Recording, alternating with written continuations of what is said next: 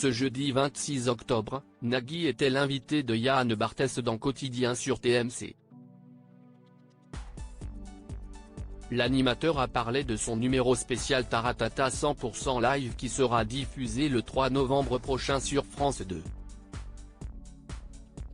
L'occasion pour lui de se souvenir de cette personnalité qui, lors de son passage dans l'émission, avait détruit sa loge. Comme chaque semaine, du lundi au vendredi, Yann Barthès est aux commandes de son émission Quotidien diffusée sur TMC.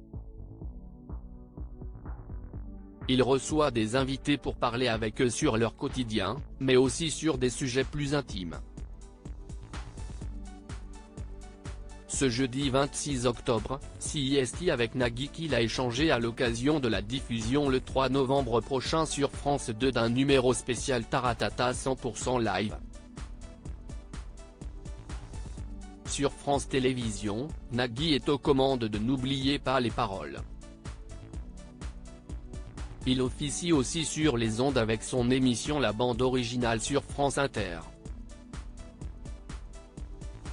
En 2021, il a quitté la présentation de Tout le monde veut prendre sa place sur France 2. Laurence Boccolini avait repris la main avant de quitter à son tour le programme en août 2023.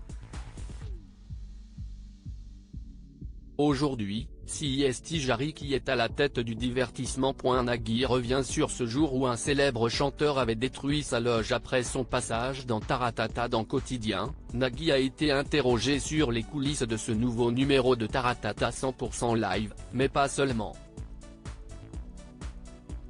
Yann Barthès et son équipe ont aussi voulu en savoir plus sur les embrouilles qui ont éclaté dans les coulisses de l'émission, tout numéro confondu.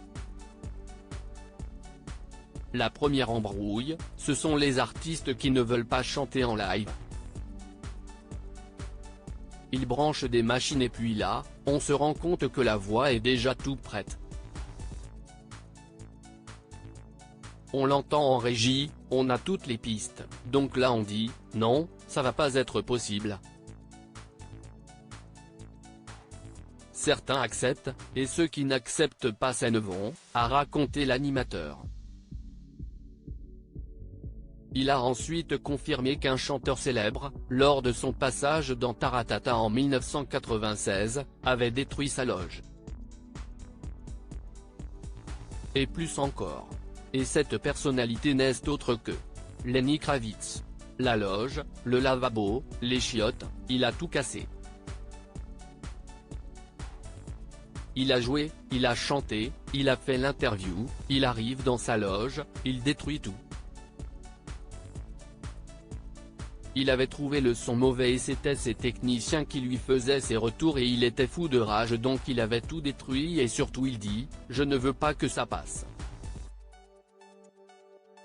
J'ai les pétoches, s'est-il souvenu. Je me dis, ça va mal se passer et de poursuivre, le lendemain matin, je vais à son hôtel avec la bande de l'émission en tremblant un tout petit peu et en lui faisant écouter. Il s'installe et vous pouvez imaginer le poker face de Lenny Kravitz. Il s'installe dans le fauteuil, il est 9h, 9h30 du matin donc l'aube pour lui. Il regarde l'émission, mais sans aucune. Pas de rictus, pas de réaction et vraiment je me dis, ça va mal se passer. Et à la fin de l'émission, le sourire solaire qui fait qu'on a envie de faire un hug et il est tombé dans mes bras. Depuis, il a fait 5, 6 fois l'émission.